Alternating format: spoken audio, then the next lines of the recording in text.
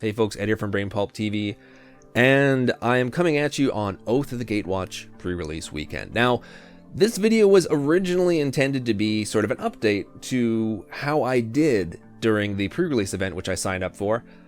Unfortunately, life sort of got in the way at the last minute, and I was not able to actually participate in the gameplay itself. So while the only type of opening I had intended this video for was if I, in the unlikely event, highly unlikely event that I won any packs during the pre-release, it looks like instead I'm going to be opening up the entire pre-release kit and showing you that on camera. Now, as a sort of a supplemental video, I think, because I definitely need the practice with sort of sealed construction, I think I will be trying to still construct a deck from this sealed kit and see how I could have possibly done should I have been able to participate in the gameplay itself. But for now, we're just going to open up this kit and see what we get. Alrighty, so this slides out here. Now this is different than the previous pre-release I've been to, where it was still that flat sort of square box. So this is going to be interesting. And then we've got this nice plastic divider.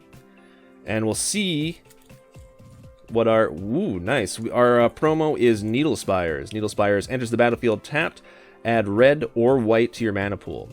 Pay two... not two colorless. 2 of any other type of mana.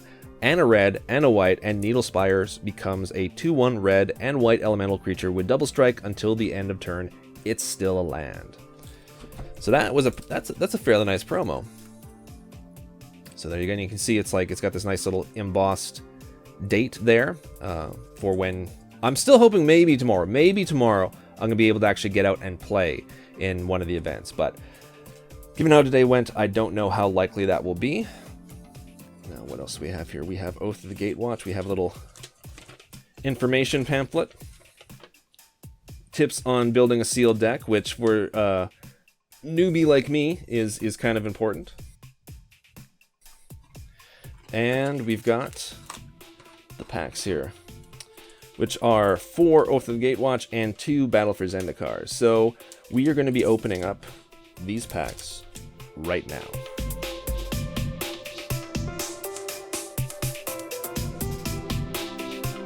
Now I'm going to save the Oath of the Gatewatch packs actually for last, so I'm going to start off with the Battle for Zendikar packs and see what we get.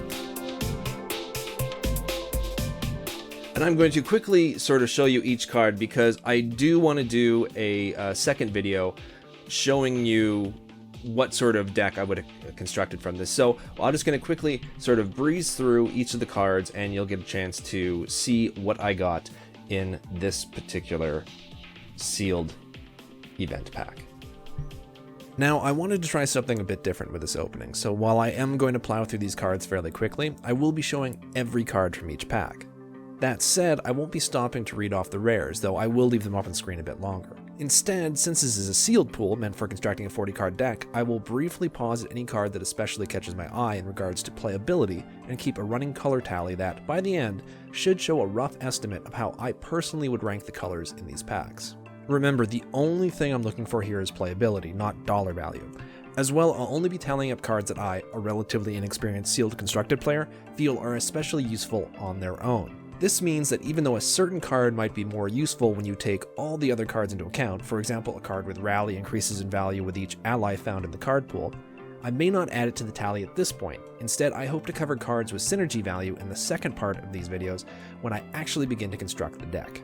Also, for the sake of simplicity, while I will be keeping track of useful cards that require colorless mana from wastes to a cast, like Warping Whale, I won't be tallying up cards that can be cast using any type of mana, like most artifacts or the Bane of Bala Ged, or have no cost at all, like lands. And last but certainly not least, if you disagree with my assessments at all, or think I missed something, please let me know in the comments section below, as that type of input or debate can only help make me a better sealed player.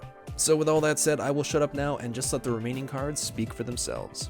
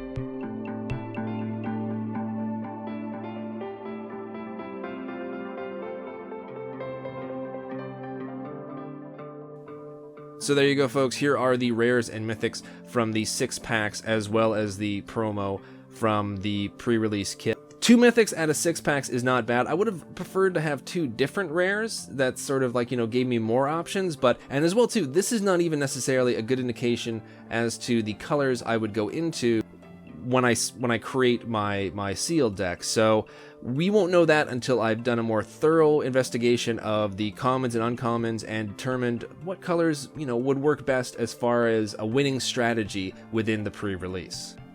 As well too, I neglected to mention early on that I received a wonderful little spin down life counter here, which is just another little added bonus for getting a pre-release kit. So I'm not sure how much of a gap there will be between this video and me trying my hand at constructing a deck, but in the meantime, folks, I hope you enjoyed this video. If you have any questions, comments, maybe some tips from the cards you saw that I drew that could help me out with constructing the deck, I'd love to hear that. Leave that in the comments section below. Otherwise, take care, everyone. Thank you so much for liking and subscribing, and I will see you all very soon.